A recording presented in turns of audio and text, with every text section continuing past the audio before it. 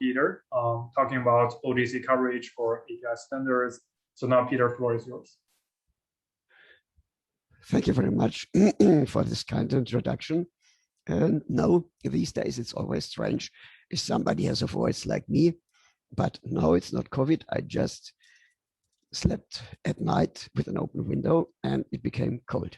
So yeah, that still can happen. More reasons than COVID to somehow get a problem. I would like to get rid of this one here. Okay, I can shift that over because that allows me to work on the slides. So I would like to welcome you all to the webinar here. It is virtual with a home base in Beijing. And I'm supposed to inform you about the coverage API standards of OGC and ISO. And I will want to demonstrate to you how they can be used for heavy lifting, for large data, for big, massive, multidimensional data. So why am I telling this? What is my background? Actually, I'm chair of the Coverages Standards Working Group in OGC, and I'm project leader / editor of the coverage standards in ISO. And I'm also heavily engaged in the Inspire coverage definition in Europe, and altogether working now since more than 15 years in standardization to see how we can get raster data, how we can get data cubes, how we can get coverages to life. Okay, so let's see what we have here. Did we talk about standards? Wait a moment. I tried to get rid of this one. Yes, so much better. And this is a little bit funny because actually I wanted to stay here. Are standards not totally unattractive? I mean, don't we want to have something that is as attractive, as sexy as this one, our custom bike, where we can exercise our ingenuity to build something that has an absolute wow effect on everybody? Isn't that what we really want to build? Yes. But then, do you really want to go and cook your own rubber for the tires? Do you really want to build your own brakes? And would you rely on them? And how about the engine? Can you do that? Can you build your own engine? Likely not. And you don't want to lose so much time. Actually, what you rather want to do, you go down the road to the next shop, and then you find what you need and what you fit together, and then you build your own stuff around it. So that is how you could build your custom bike much faster. And hey, if you don't like that shop, then go to the next shop and see what you find there. Because in the end, the pieces will fit together. And this is actually the role of the standards, making the pieces fit together so that we can do our thing. We can be creative and we can establish new kinds of services and produce new kinds of data. So bottom line, standards are not our enemy. They are not hindering us from creativity. Actually, they make creativity possible if they are well crafted, because they make our life easier. And with that thought, I would like to go into the standards that work on the big beasts called raster data, called data cubes. So our session is supposed to work like this. We are in the middle of the introduction. And then we talk about this term coverages and how data cubes fit in. And then let's see how we can do processing. I would like to have a break at some time and allow for some discussion and also for having, say, comfort breaks, whatever. And then in the second session, we would continue with the coverage services, the service aspect, and then also look further into processing. And then again, it's time for wrapping up. It's time for discussion. So I cannot see the chat in Slack right now because my window obviously is occupied. If you want to just so we will monitor the Slack and then I will copy those to the chat so it's easier to see. So if you want to get in and just chat or have a comment or have a question, don't hesitate to interrupt me and we can discuss anything. So that is the part that we are doing. Now, I would like to see where we stand. From myself, just to introduce myself, I'm a professor of computer science at Jacobs University in Germany. So actually, I'm a database guy. So I tend to see things from a database perspective. And you will see that I love query languages, for example. We also have established a spin-off to commercialize research outcomes. And so I also know about the industrial challenges, about the industrial need, and about what industry can contribute. So all of that we might address from science to industry. Okie doke. So much about this one. And now let me jump over to the next presentation. I'm really lost. I have to clean up. You have the same disease, Windows overflow. So first about this funny structure, coverage. Actually, as we will see, the relevant standard for this is the coverage implementation schema, CIS it's called, which has the structure that we want. So what is that structure? We know from geo standards that features are at the heart of everything. They are geographic objects identifiable with a location. And then we have a special subtype that is called a coverage. Mathematically speaking, a coverage is a field. Too abstract? Okay, it can be defined as a space-time varying phenomenon. Still too abstract? Okay, in the end, in practice, it boils down to spatio-temporal regular and irregular grids, to point clouds and meshes. So that's what coverages encompass. And as you see already from the example here, in particular grids and point clouds, these typically are our big data candidates. Okay, let's look at this in a little bit more detail. A little bit of theory of background. What actually we want to say with this term digital representation of spatio-temporal phenomenon is that we have a function, mathematically speaking, where for every location we get some value. So as opposed to vector polygons, for example, that delineate highways, it will always be highway number 1 along the line of the vectors. Here it changes. So for every location, we get a different position with a value. Okay, this is the same also for point clouds, by the way. But if you talk about grids, which is our main topic for today, then actually we require some special condition. A raster grid is a little bit like a point cloud where the points are aligned. They are aligned in the sense that they always have two neighbors, left and right, up and down, back and front. So in any direction you find two neighbors, of course, except for the boundary. Okay, so this structure is something that helps us to represent data. I did not say they have to be equidistant. So these direct positions, as we call them, can, of course, represent irregular grids as well. By the way, as we talk about a field, the mathematical notion in the first place would be continuous. However, it's a little bit difficult for us to represent some infinite structure in a finite computer. Therefore, we need to find a trick. Actually, that's not too hard. You can have discrete coverages where actually only the points carry values. Everything else is not defined. Or you have continuous coverages where you can interpolate and generate values in between. That's it, interpolation. So actually a continuous grid can be described by a discrete grid plus an interpolation method. And that actually means now we can represent infinite coverages in our computer.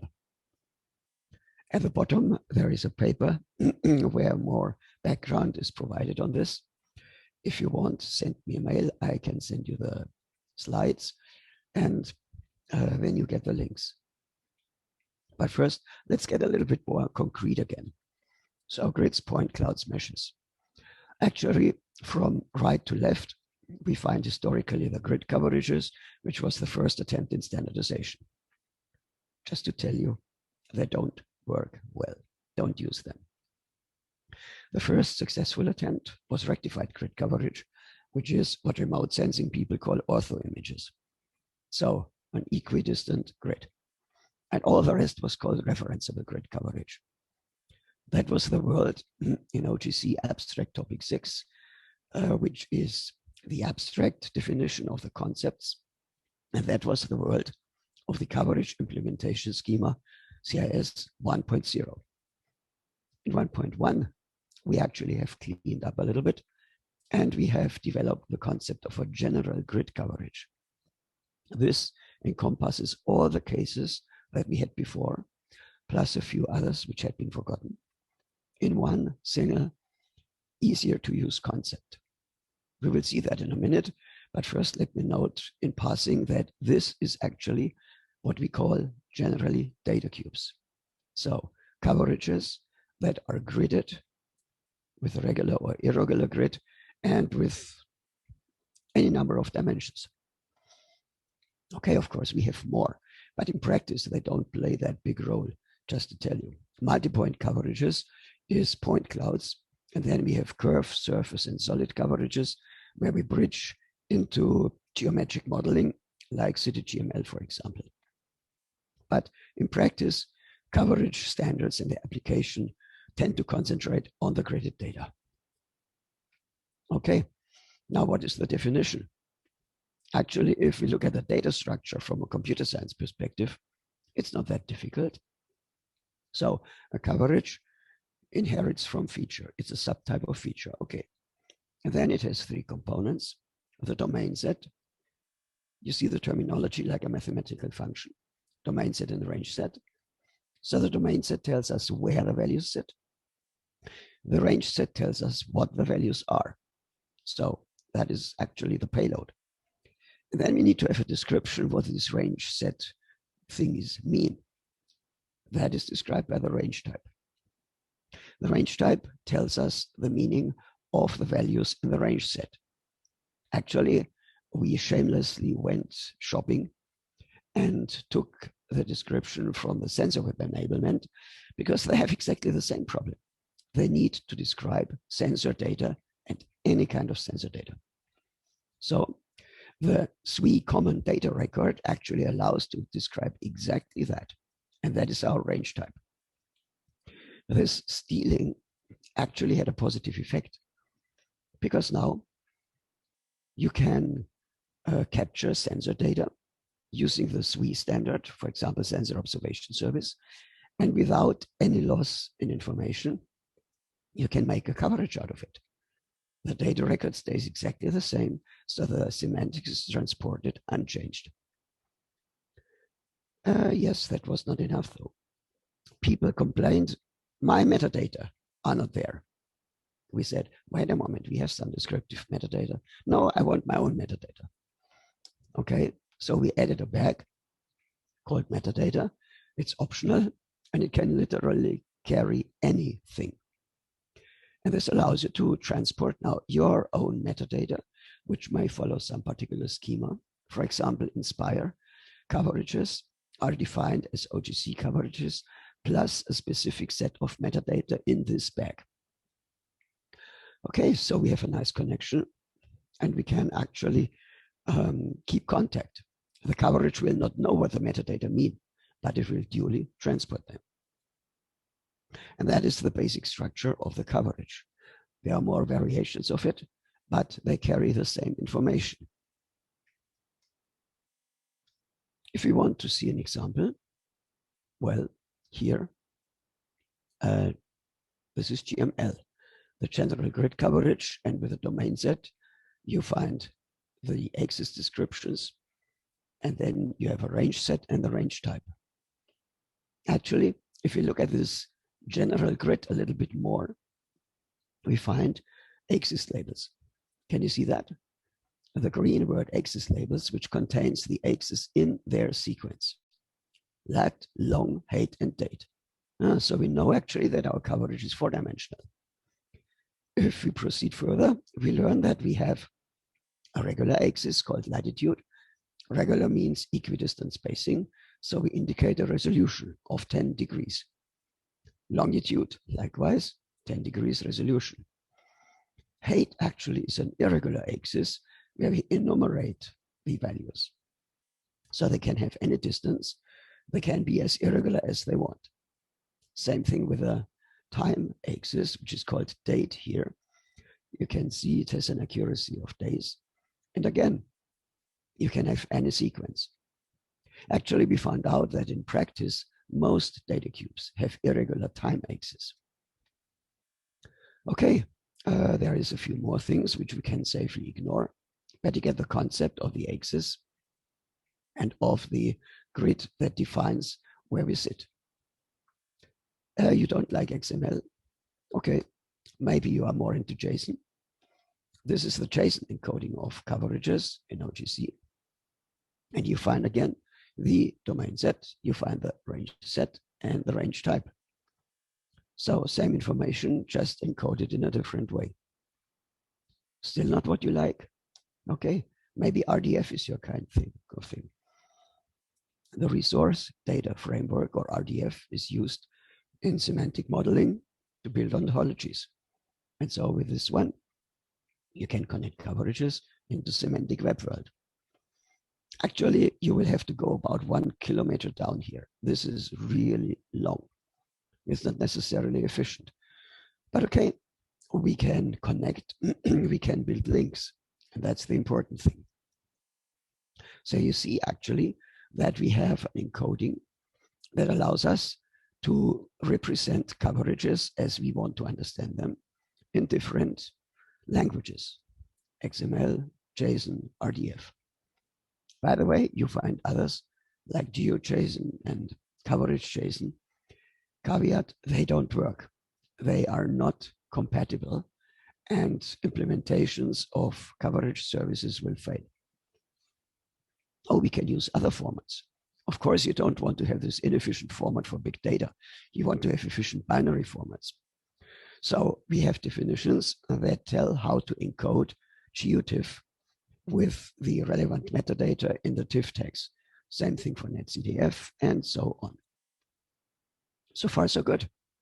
Now we have a representation that is informationally complete, but inefficient. And we have an efficient representation that is binary, but as we know, they cannot carry all metadata. Too bad. Of course, people came to the coverages working group and said, hey, I want to have both. Well, so we invented this multi-part format where we have a container that keeps all together. In this container, we find a header that is in one of our ASCII formats, like XML or JSON. And then in that part that usually is big, the range set, actually we don't find the range set, but we find a link. We find a link to the next file, for example, a netcdf file. And so we have the binary file in our package. Doesn't have to be one. You can have several files, which allows you, for example, to define tiling. And now we have the best of both worlds. Actually, we have the header that is canonical and in ASCII and easy to parse. And we have the efficient binary formats. Okay. And that is something actually that we can look at. And I would like to do that with you. You see links here, and we will see more links.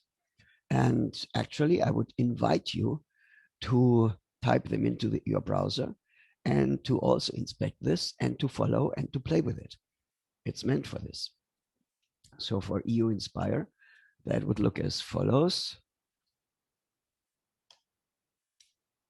We get the entry page, and then we go to hands-on demos, where we actually find several Inspire themes, so several data categories. We see elevation, author images, land cover, cross-theme fusion. And we see metadata. Let's look at that one. So what we do here is we find a web coverage service request, and that is something I will explain later. For now, don't look at it, just execute it. And then you get the coverage the hard way, all XML. You find the XML schema spaces here, all of them. And you find the sensor web enablement, by the way. Okay. And then the coverage continues. You find a domain set, and you find a range set, and all that stuff that we have seen already. And then you find one particular section that is about metadata. So this is the way how you can link in your metadata. In this case, we use the length, cover, grid, coverage metadata that have been defined by Inspire. You see the schema definitions here. So the schemas are the ones of European Inspire. And then we find the metadata below. And any application can now come, extract them, and interpret them in an Inspire way. And the data still can be interpreted in the canonical way as coverages, as OGC coverages. By the way, in this metadata bag, you could put more metadata. There isn't just room for one. If you have other metadata, like coming from your Landsat descriptions, you can put them next to that. And the applications can always pick what they want to see and just read this one and can ignore the other metadata. This way, you can nicely organize the metadata space. And if you really don't want to store them here, which is perfectly fine, then you might just put a link to a catalog. And then your metadata consists of a single link that go into the catalog describing your coverage data. So you get the principle, right? This is the structure as it stands. So let's come back and summarize. So the term coverage encompasses, practically speaking, regular and irregular grids, point clouds, and meshes. The current status of the standardization is that the coverage implementation schema, CIS 1.1, is the current version. 1.1 introduces the general grid, and it's actually a backwards compatible evolution of CIS 1.0. This is to keep compatibility, so the old coverage types are not lost. They still coexist. They still are valid. If you want to see examples, here is a link to that. So schemas.opengis.net is OGC's schema archive. One more time, let's look into this ugly XML.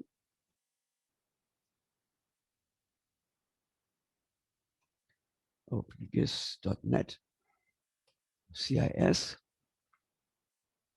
And here is the repository of the CIS definition.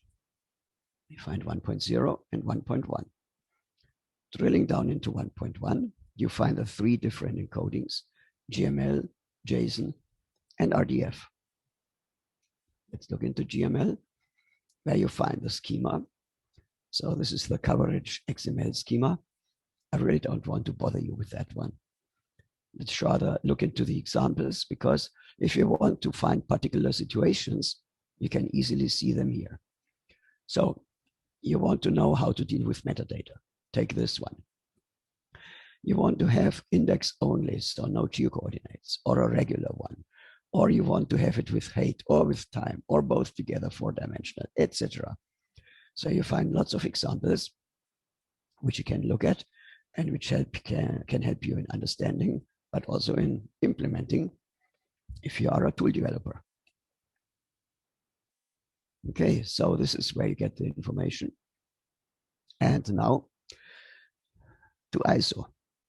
I mentioned 19123 earlier. This is an old standard.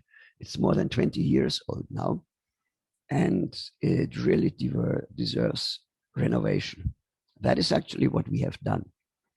We have put a hell of a lot of work, 2 years meantime, into revising that standard and bring it to the technical level of today. Among others, we have split that. And the OGC coverage implementation schema is now 19123-2. This is an established standard since 2019. So ISO and OGC share exactly the same definition of coverages. Currently, this is CIS 1.0. Our job for early next year will be to renovate this one, to update it, so that it also understands CIS 1.1. That is on the agenda. The ISO working group is fully aligned with that. And so that's what's waiting for us.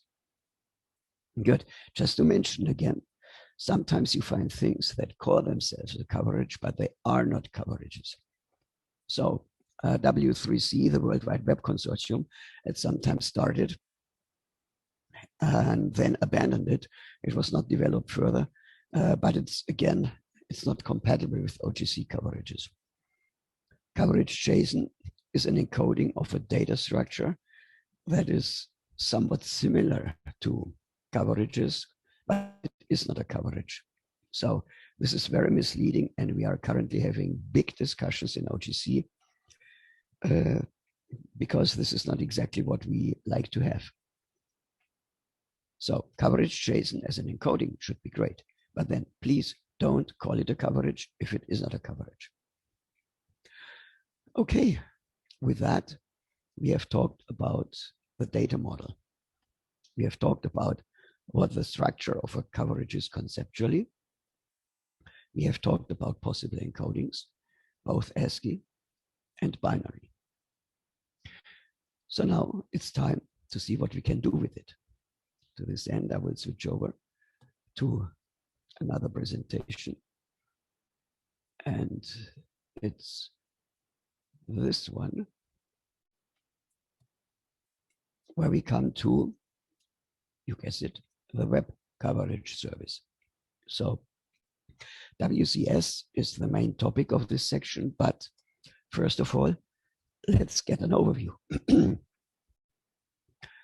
Well, OGC cannot do a single standard, so that wouldn't work. Actually, such a monolithic standard is not something that we could have, we could implement, we could maintain. Therefore, this has been grouped into individual standards, as we know, and they, of course, relate to each other somehow. Here is the classical part of the coverage of the OGC web service standards, where we find, of course, the web feature service, which serves vectors. We find the web coverage service. That's what I'm going to discuss next. And we find CSW, the catalog service on the web. They all allow us to retrieve data. WFS, for example, vectors. Incidentally and independently, the working groups discovered that this is not enough. We need more. For example, we want to be able to update a server with new features. So WFS-T for transaction was written. And the same thing with WCS-T, transaction for update, insert, delete. And guess what? For the catalog. And independently from each other, the three groups discovered, hey, we would like to have some general query facility. These request types are just too inflexible and not powerful enough. We want to have more. CQL was the first thing, the common query language of OGC, which actually addresses metadata. Filter encoding filters features. It does not process them, but only filter. Whereas web coverage processing service does filtering and encoding on coverages. I will want to detail that a little bit later. But first of all, I hope you see the symmetry, how these three core standards actually do the same thing on different data. And then we have something else here. WMS, Webmap Service, is a funny beast, although, let's be fair, it's the best-selling specification of OGC, in the sense of the most implemented, the most used. WMS is different. First of all, it can serve both features and coverages. So it's at the borderline. But second, and more important, it does data portrayal. It gives you an image. And that's fundamentally different from the data services. You see this picture at the bottom right. It's a mountain area, which has been color-coded. That is what a web map service would do for you. That is directed at humans. We can look at it, we can understand it, but you cannot process it further. Your GIS would not be happy about this color image. Okay, and so this is an important difference to mention, because people sometimes ask me, what's the difference between WMS and WCS? The difference is WMS is human-centric, it delivers images. WCS is data-centric, so it can feed further analysis tools, for example. Okay, so this is the big picture. I wanted to wait a little bit before showing it to you so that you hopefully don't get scared. It's not that difficult, actually. I'll explain the structure to you and then you see the sense behind. First of all, we realize that left we have the coverage implementation schema representing the data side, and right we have the web coverage service core representing the service side. So far, so good. Now, with the coverage implementation schema, we find a string of pearls for the format encodings. So one specification defines how to represent a coverage intuitive. Another one, how to represent in netcdf, and so on. So this gives us the encoding part. On the service side, we also have strings of pearls. So WCS core has underneath a string of service model functionalities. These are extensions like WCST. I mentioned that briefly for updating, processing, range subsetting, and so on. So that is the functionality as a string of pearls of extensions to the core. Then we have protocol bindings where we actually can talk to the server in different ways. So you may pick get KBP if you want. You may pick post with XML or SOAP or the most recent OAPI coverages. Okay, so this is the extensions, and then there are application profiles for Earth observation and for mid-ocean. They actually provide tailored functionality, extensions of functionality for these particular domains. Excuse me, just a second.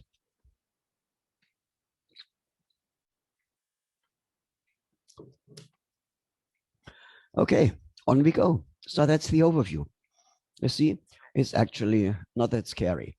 You have the data and the service part, and then you have 3 strings of pearls that provide additions. All the rest, actually, you can safely ignore. Okay, now this is something that we actually can try out. So with a get capabilities request, you would get back the information about what the server does. Where is it?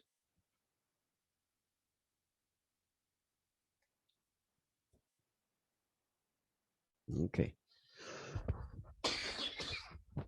So this is a client that is tentatively low level. Okay. It doesn't show you in the browser. Too bad. Let me try it another way.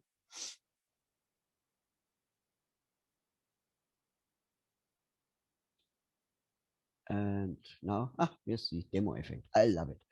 It's just so nice to see demos that always work, except at the time when you want to demonstrate them. Okay, so the web request actually needs to indicate the service and then ask for the get capabilities request to get that information. This is actually 2 key areas. What you get back actually is a fully fledged document that tells you about the service features. So for example, what extensions does it support and what data formats does it support? So you can see here, for example, you can request images as TIFF results. The service can do that for you. JPEG, not supported. And the second thing is a summary of the coverages that are available on that server. What we get is the name of the coverage, the identifier. We get a bounding box, preferably in 4326, so WGS 84. And we can see, hooray, this is two-dimensional, and we see lower and upper corner bounding boxes. This you get for all coverages offered. You can imagine that can become a little bit bigger if you have a bigger coverage offering. For example, we have a service that offers 800 coverages. This gives you a capabilities document, which is big. There have been lots of complaints. Some people say they need more information here. Some people say this is too big. How does that go together? Well, actually, this is just by standard that this is required. It's not meant for normal use. Actually, normally you would have a catalog of your choice, say threads, and then point to the coverage service. Threads can do many things. It's a nice catalog, but it's not exactly a raster server. And so it could point to that. And then you don't need a get capabilities request. And actually the standard says you can use it, but you don't have to use this. Which gets me to the key functionality. Yes, we have another request type, describe coverage, for those who are in the know, but that doesn't do much. It just gives us part of the coverage.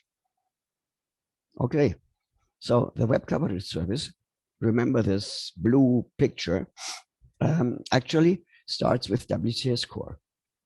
That is tentatively kept very, very simple.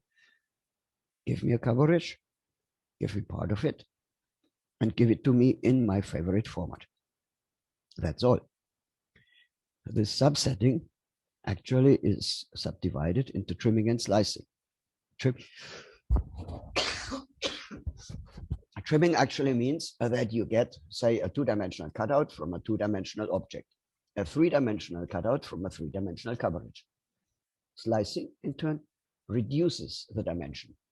So if we consider the vertical axis time here, then the top right slice would extract a horizontal time slice at a particular time instance. And bottom right, we might get the history of one single point.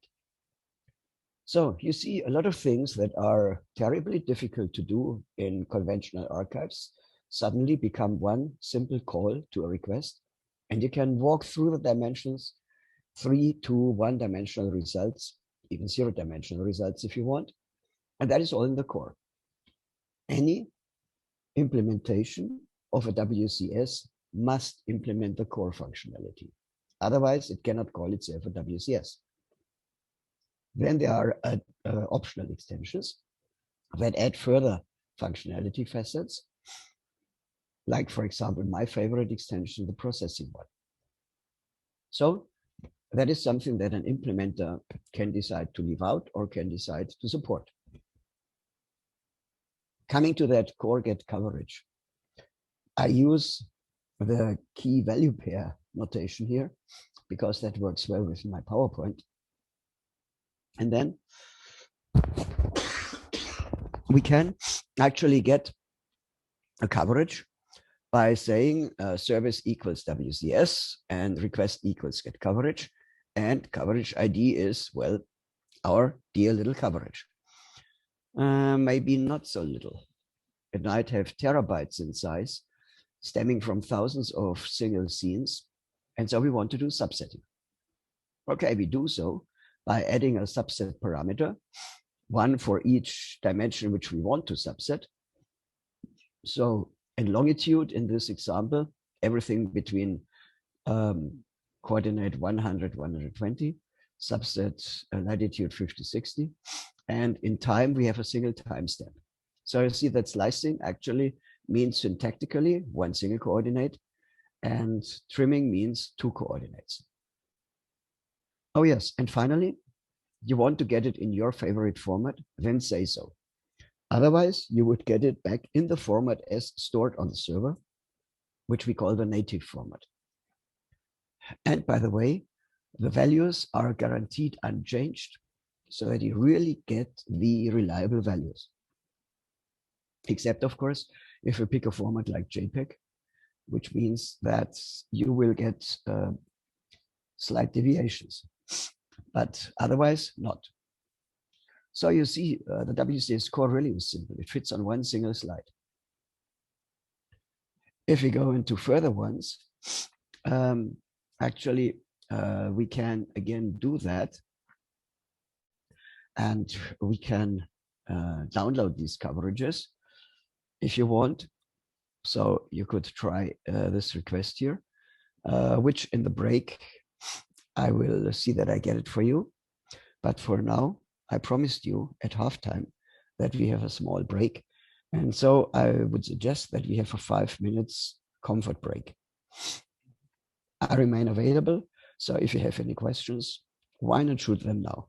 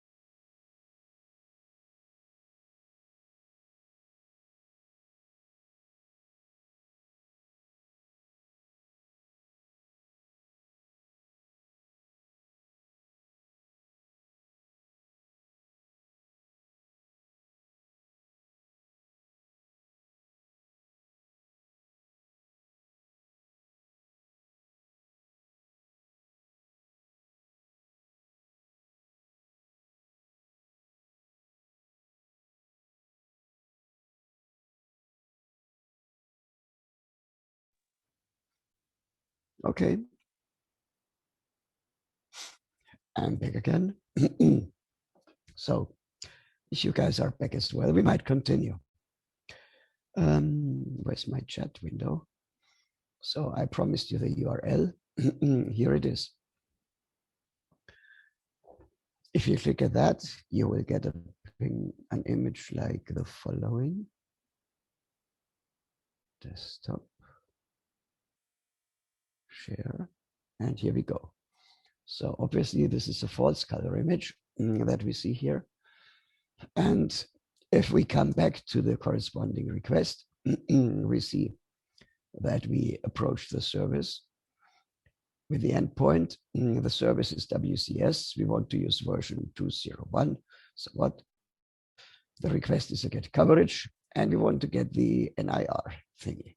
Oh, by the way, we want to get it in PNG. We could add subsetting requests now. So you can try that yourself, but I don't want to spend too much time on going through all the possible situations.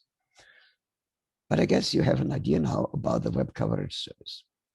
If you ask me, it does what it should, is a workhorse. Whether you like the syntax, well, to be debated. Good. So let's look a little bit into the extensions. We have the service model first, where I handpick a few of the extensions just to show you the principle. Doesn't make sense to go through all. Okay, the first thing is range subsetting. Be careful. It is called subsetting as well, but it does a different thing. It extracts band components. So if you have a hyperspectral image with tons of bands, say 13 or 400 bands, then you can extract the ones that you're really interested in. The syntax is easy. We just add a parameter to the get coverage request where you indicate what you want. So range subset equals red would extract the red component for you. Obviously better than transporting all bands to your client. Or you want to have a false color image like the one you have seen before. So you might pick, so actually you can pick any part, any variable, any component, any band that you want.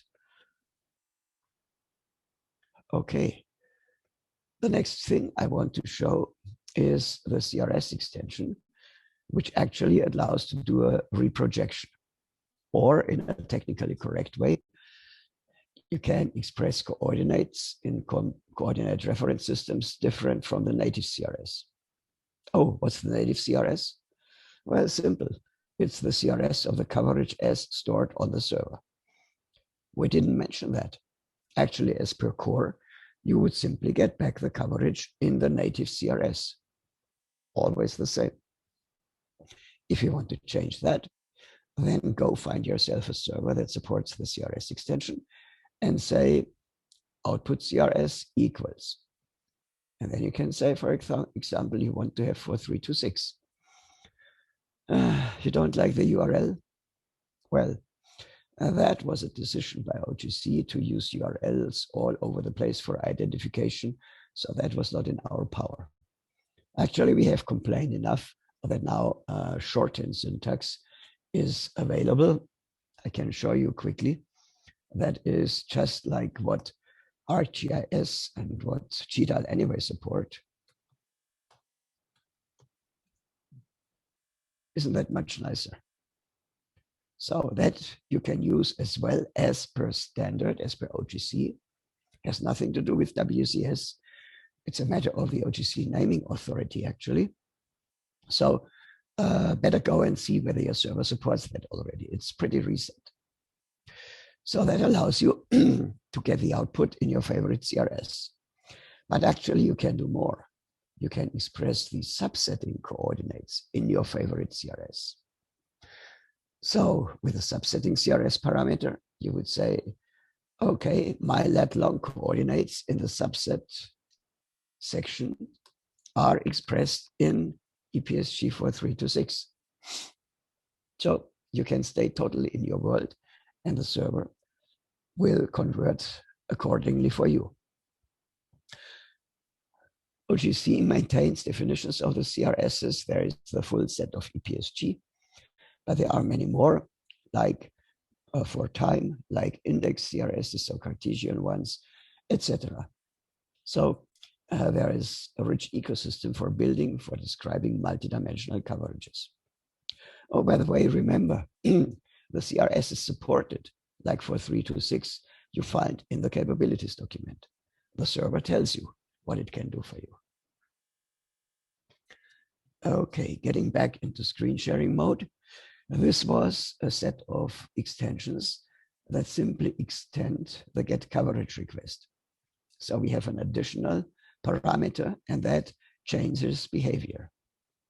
If you leave out the extra parameters, it will behave exactly like WCS core. Now I'll show you another example where actually we have a new request type. WCST, I mentioned it, stands for transaction. And that means we can insert, delete, and update coverages. Of course, you will want to restrict that so that not everybody can do that on your server. or you won't get happy. But for those who can, you can maintain, you can manage your server offerings in a standard compliant way.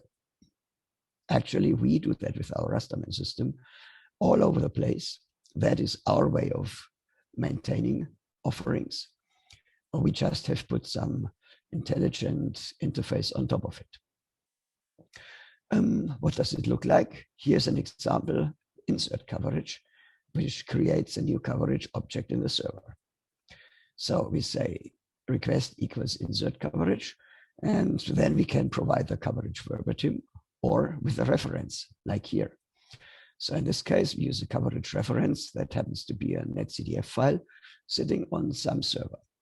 Our acme.com server will fetch the file, will inject it into the offerings, and then it will be available for, say, get coverage requests. By the way, you can do round trip.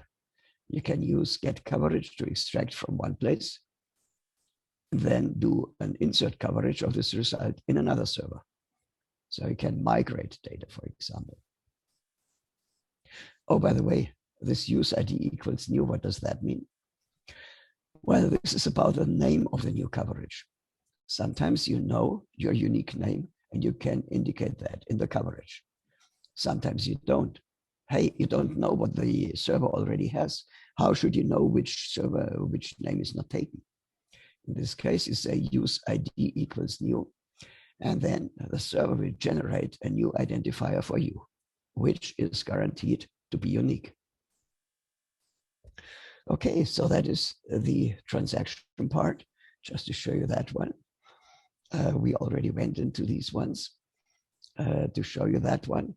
Actually, one comment here. The Inspire one you saw already. And here is our nice little picture that we have retrieved. But here is another one. This website actually we have established to educate about the coverage standards, to show them in action. It was a little bit abstract for many people, so we have established many cases of how to use coverages. One-dimensional 2D is boring. Three-dimensional, in this case, we show how NASA Whirlwind can accept such requests, and you can show them. So in this case, we would run a time series, and you see winter coming on the northern hemisphere. For four-dimensional data, we like to use Microsoft Cesium because it can do what you see now. We can switch on and off height layers. And hey, actually, we learned our coverage wasn't 3D, it was 4D. Okay, let's play with the footprint. And you have the idea what this can do. Okay, so I would leave that to you to explore, to experiment with it. If I find my, no, not you. Wow.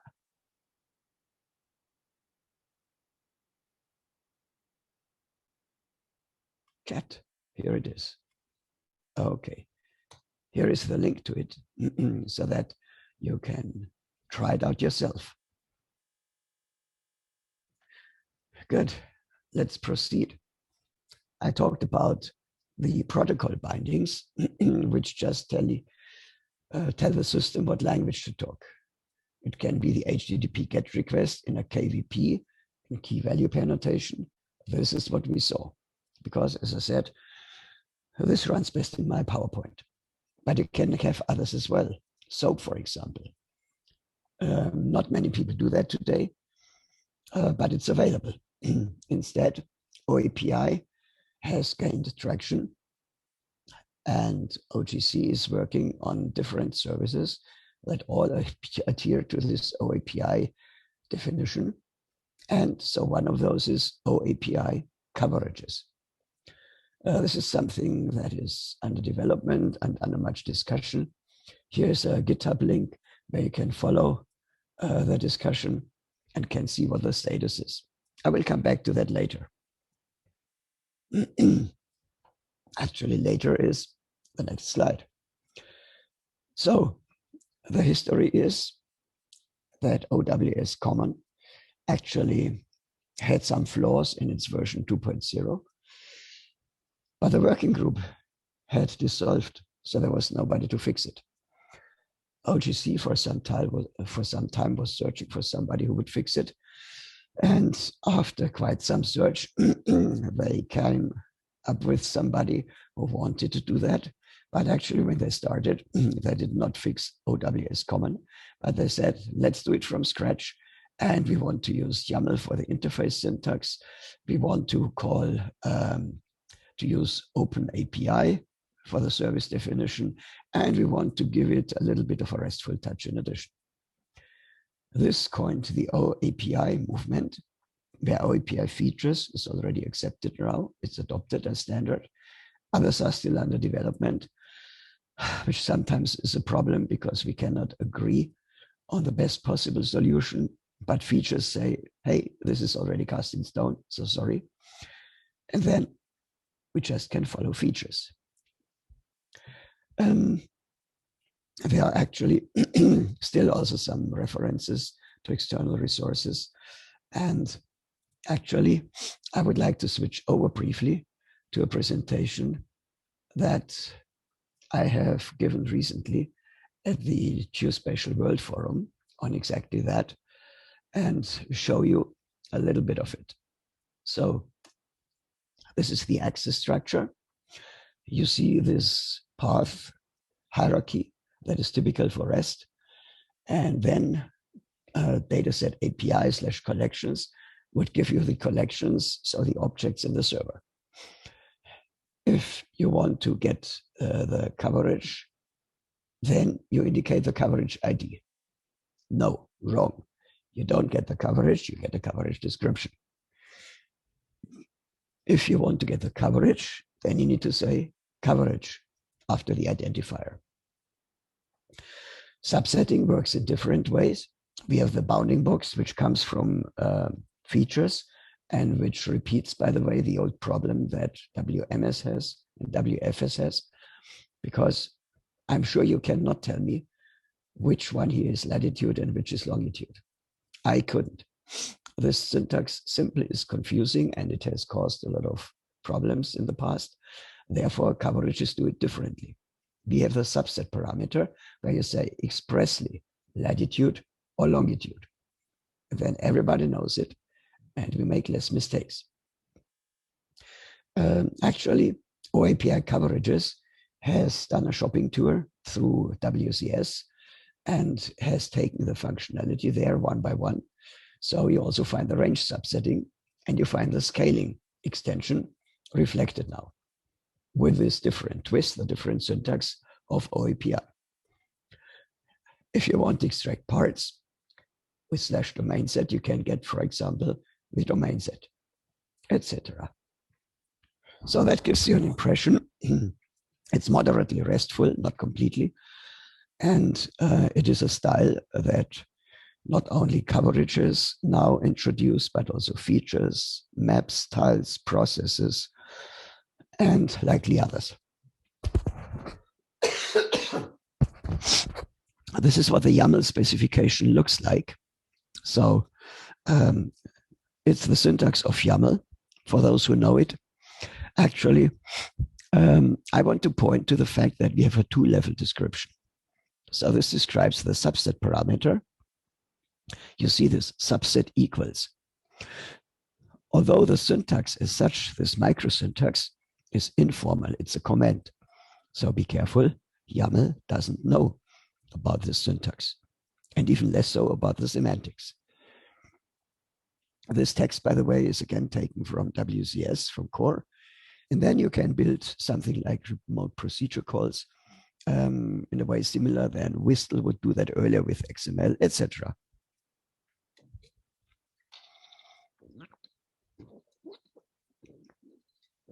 In the Moao project that was led by Esri and supported by Natural Resources Canada, this was tested and there were several experiments with several tools, both clients and servers, implementing the status of the specification at that time.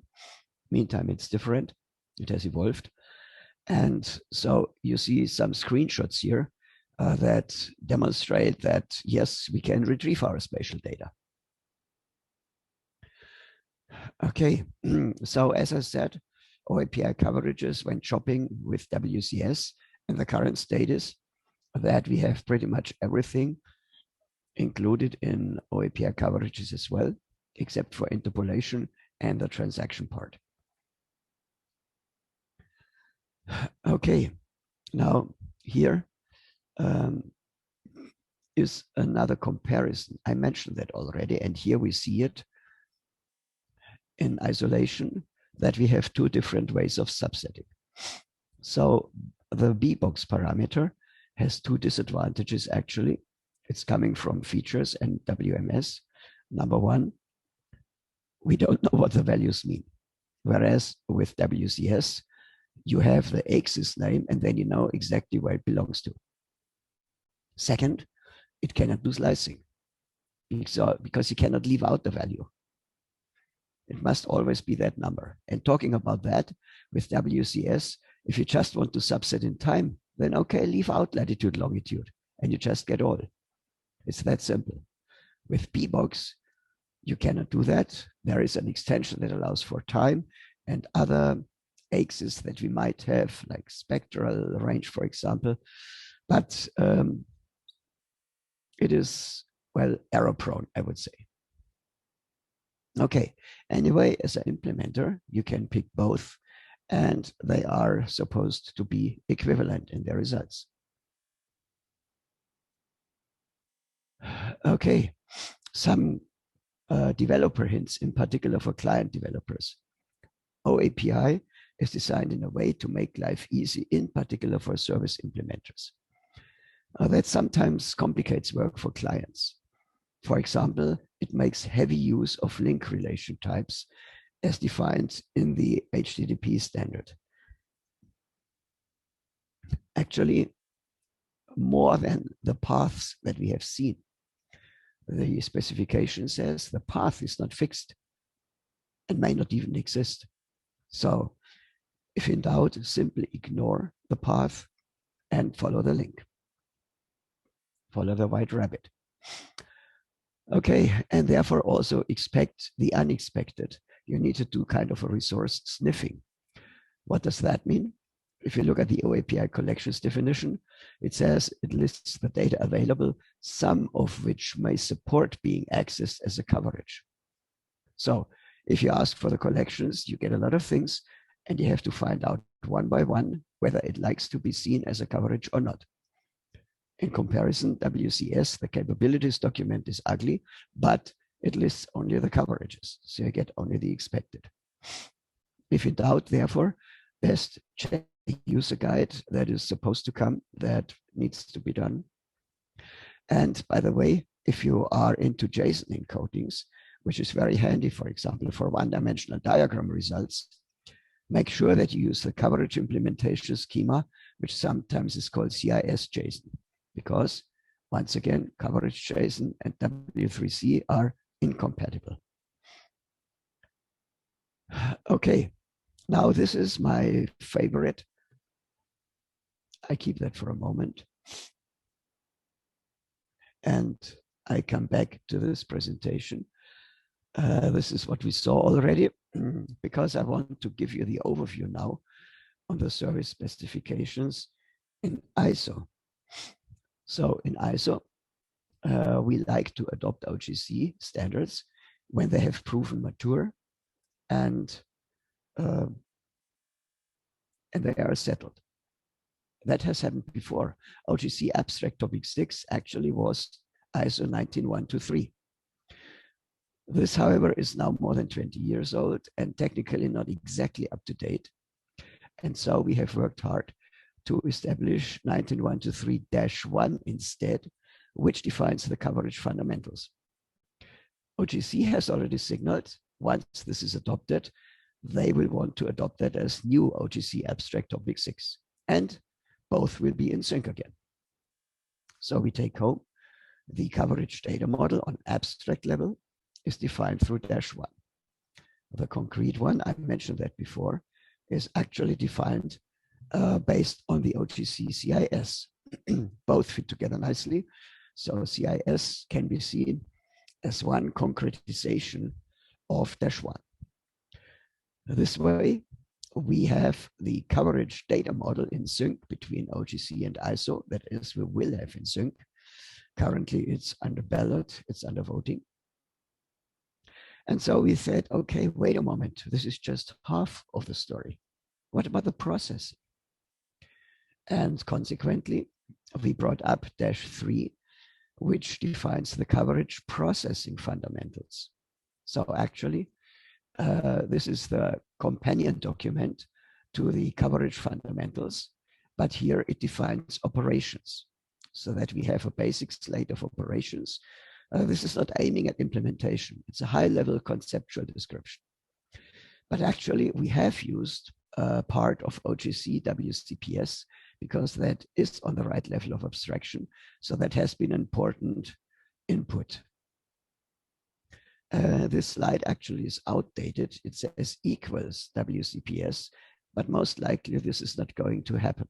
Rather, OGC will want to adopt this likely as a new abstract specification for coverage processing.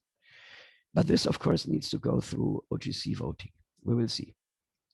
The last field, -4, is just a dream right now. This is the concrete coverage services. We have such things already. We have WCS, we have OAPI coverages. So actually, we could do that. But number one, currently, the relationship between WCS and OAPI coverages is not entirely clear and agreed among all in OGC. And then actually services are not addressed by this ISO working group 6, where we do all that stuff, but they are addressed by working group 4. And now you guessed already, there might be discussion that we are doing the job of working group 4 with this 19.123-4, and therefore it's totally in blue sky whether we will get at that and what it will look like. I just brought it here to show you the logical completion. Standardization, as you may know, is sometimes following surprising ways. So please don't take that in any way as a standard, not even a draft, not even a concrete thought about doing that. Okay, with that disclaimer done, let's have a brief synopsis. So, as I mentioned initially, in OGC, we have the CIS data model, and we have the WCS service model together with WCPS, which is still to come. In future, additionally, OAPI coverages. In ISO, we have 19.123-1, which supersedes the old 19.123, and we have -2, and possibly soon -3. In Inspire, we also have the OGC CIS for the coverages, and we have WCS and WCPS from OGC for the coverage services. So that all fits nicely together. And this, of course, is something that makes implementers happy and that makes service users happy. On the side, as I mentioned, there is Subcommittee 32 in ISO, a completely different place, which maintains SQL. And SQL actually has been enhanced with data cubes. So this is adopted since 2019. Part 15 is multidimensional arrays, or MDA. I just mentioned that in passing because this is not directly relevant for GeoWorld. It does not know about geographic coordinates. It does not know about time. You can manage human brain images with it. You can manage cosmological models, etc. So all of that is possible here. And with an extra layer of software, you can do geo coverages. That is what we do actually in our system in Rasterman. When a WCPS request comes in, we translate that into SQL MDA, and then we execute it in the server. You think that's slow? Nope, it isn't. I can show you, but this is not actually our topic today. So let's move on. This coverage structure actually has found nice reception. So you can find a who's who of servers. There is map server, geo server, rasterman. For QGIS, there is a plugin, etc. And so they all work on this structure. And that means we have a rich ecosystem that we can use for very simple clients up to high-end analytics clients like R and Python. Okay, and that's what we had here. But I still didn't tell you about WCPS. So let's see. That is the last and final part. And that is what I would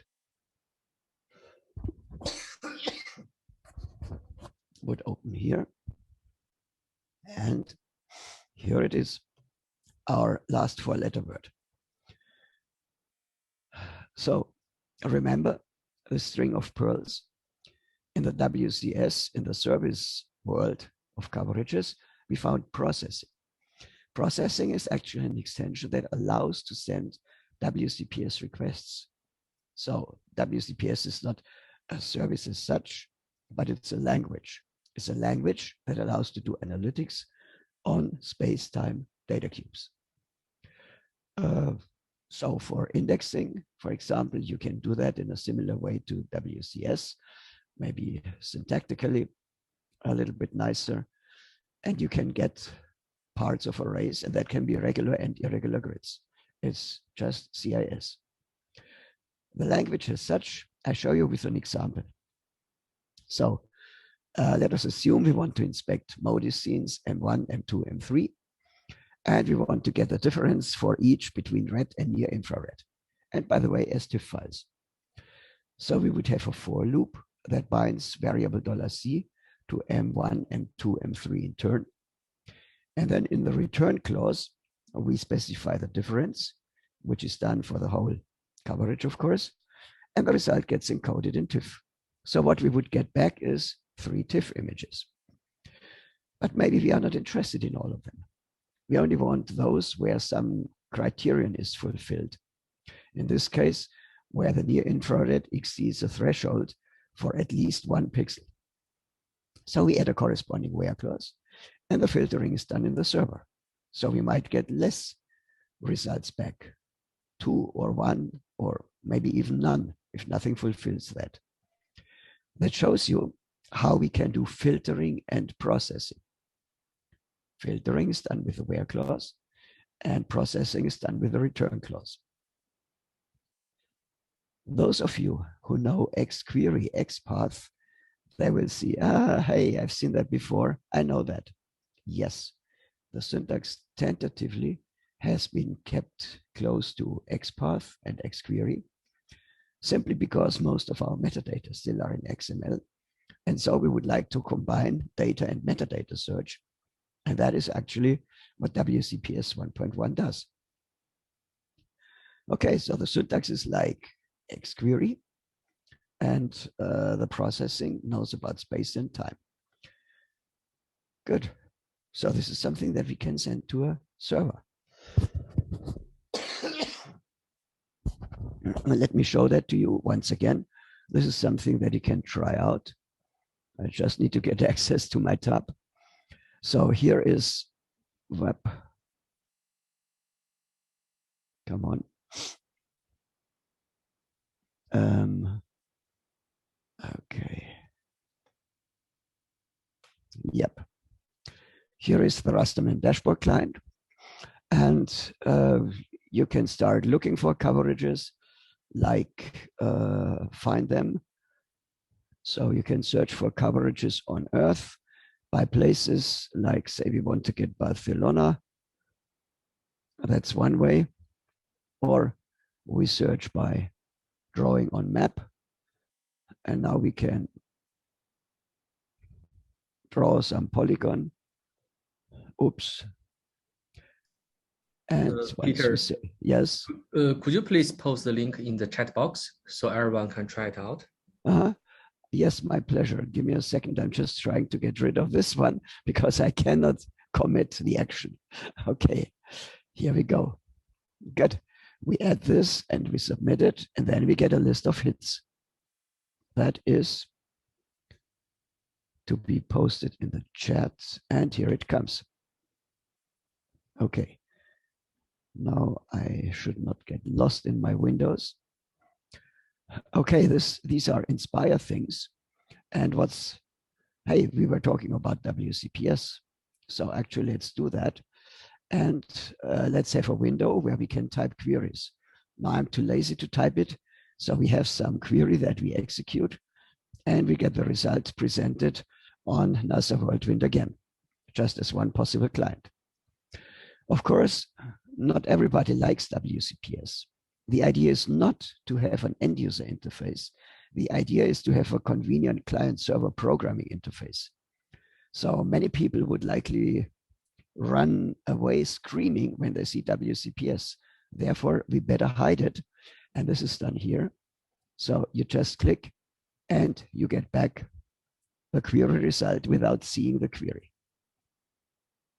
This kind of things we are doing on large scale, for example, on Mundi, which is one of the European Sentinel archives, where we have about 30 petabytes of data available and currently and still growing. So you see the same clients where you now can see Sentinel pictures visualized, like Sentinel-3, for example, where we have different demos available that do the same thing as before. But hey, I don't want to bore you. You see the principle. And so actually, let's come back. This is the idea of WCPS. This is an adopted standard. And as I said, the principles of this language are the basis for ISO 19123-3. Where's my mouse?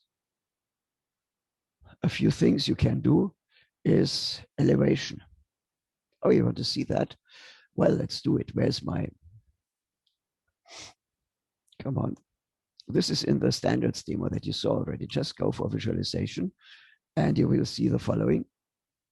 You will see a terrain draping, which is passed to WebGL in the browser. So you can turn it, you can zoom and pan. This actually is done via a dynamic WCPS query that combines DEM with Sentinel-2 visible bands. You don't believe it? Okay. I just put some bands to 0 to show you a sunset scenario. You see? So this is really done dynamically through WCPS requests, which tells you, no, that is not necessarily slow. With the appropriate tricks, you can do that quickly. And actually, guess what? Even our Webmap service, come on,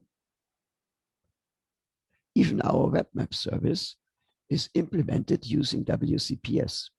So this could be a picture like on the right-hand side, where we have 4 layers combined. We have a grayscale ortho image. We have water areas, water lines, and then we have a classified DEM. So we see in the for loop that we have 4 objects here. And in the return clause, we first multiply the grayscale ortho image into color space, RGB. We overlay that with the water lines. They are colored according to the official rules in Germany. Same thing with water area. And for the overlay, we use a switch operator that colors depending on the height in red, green, blue. So some traffic light coloring. And the whole thing is shipped as a PNG. So this is the way how we implement our Webmap service, again, through query languages. Did I mention that I like query languages? They are not for an end user, but they are something that can be a very powerful client-server API. For example, this is now SQL MDA. You could do matrix multiplication. You can express that in such a query, and you can do the same thing in WCPS. You can do histograms, etc. Currently, we have a research project running where we want to do machine learning as operations in the query language. Okay, that is what we have seen. Now allow me one moment of ranting. You will find many people that say Python is the API of choice. I disagree with that. Python is very prominent today. But think back, actually, SQL, when that was invented, do you know what language was in fashion at that time? Do you know it? 1970s. It was COBOL. Now imagine we would have standardized COBOL instead of SQL. And we would need to live with that to ship code to the server. If you know COBOL, you know COBOL is ugly. It is extremely verbose. It has very little power. So it would certainly have been a wrong choice. Now, why should we take a programming language now just because it's trending now? And by the way, what about the R people? They don't like Python. So that's actually not the right thing. You can do it, but it has some distinct disadvantages, like, for example, security. But okay, that's not our topic here. So let's skip that one, unless you want to do that later on. Some of you may have heard about web processing service. Now, this is a tricky one. WCPS versus WPS. What's the difference? Well, WCPS has the semantics in the query. This expression will deliver exactly the same result on any server. If not, the server has a bug. In WPS, actually, the description of the service is only in the title and abstract. Create a buffer around a polygon. And this is not something a machine can understand. Only humans can understand that. So that is semantic interoperability with WCPS versus syntactic interoperability in WPS. I don't want to talk bad about WPS. It has its use cases, definitely. So you can choose between what you want. Simple data access, okay, WCS. You want to webify a predefined process, use WPS. You want to have ad hoc analytics on data cubes, use WCPS. This is something, oops, that we have seen already. And so let me wrap up now. Oh man, not Geospatial World Forum, but this is it. Because I wanted to come back to the conclusion slide here. So what I wanted to bring to our doors today is coverages in standardization as a way to model in particular data cubes. There is a well-defined data and service model. It's practice proven and the underlying theory is stable. And it has seen a broad adoption basis among standardization bodies and among tool implementers. Again, be careful about coverage JSON, but I've mentioned that. Okay, so that can be readily used, and it is in use on multi-petabytes of data. Still, there are interesting research issues. If you want to go into that research, there are many things well worth the paper. For example, conversion between different coverage types would be interesting. What about meshes? We have not done that yet. So, and many more. And with this outlook, I may have stimulated the interest of some researchers. For those who just want to use such services, this is available, including federations like earthserver.xyz, which is a federation of large-scale data centers that contribute data. Also industry, by the way, also companies, and several large-scale industries. We are just about to add new members, but that's a different story. And I didn't want to go over time. Therefore, I guess it's time to stop here. And I would like to give back to the moderator. Thanks a lot for your attention, for bearing with me. I know for some of you, it's a really awkward time. So thanks for that.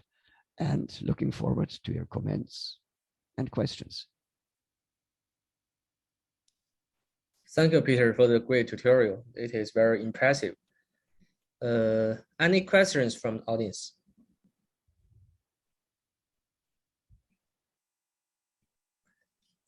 So if no question from the audience, I actually have one question. So Peter, so you mentioned WCPS, so it looks like it is kind of similar to SQL. So I actually wonder, so if it is similar, I mean, similar to SQL, whether it still leaves space, like to the query optimizer to optimize the query in the backend. That is an excellent question, actually. And indeed, you're right, they are similar. They are similar in the execution model. The difference is mainly twofold.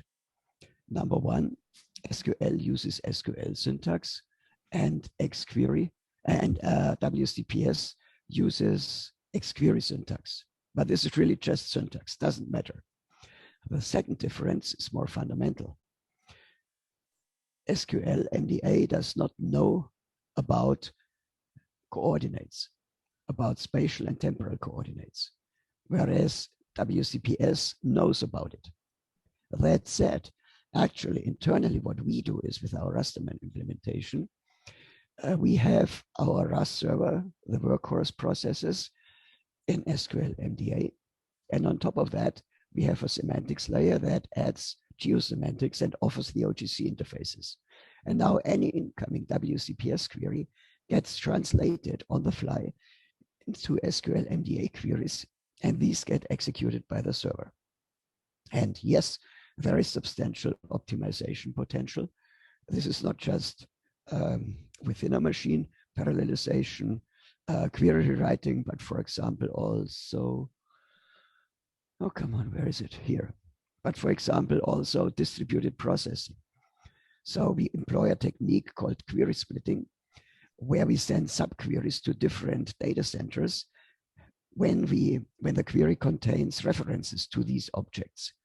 And this way we do totally location transparent distributed query processing. There's a few more behind that. And yes, we are also on board a satellite, but I just wanted to give you an impression responding, yes, there is actually ample of potential for optimization in the server. Thank you. Yeah, that's a very good answer. All right, I think time's up.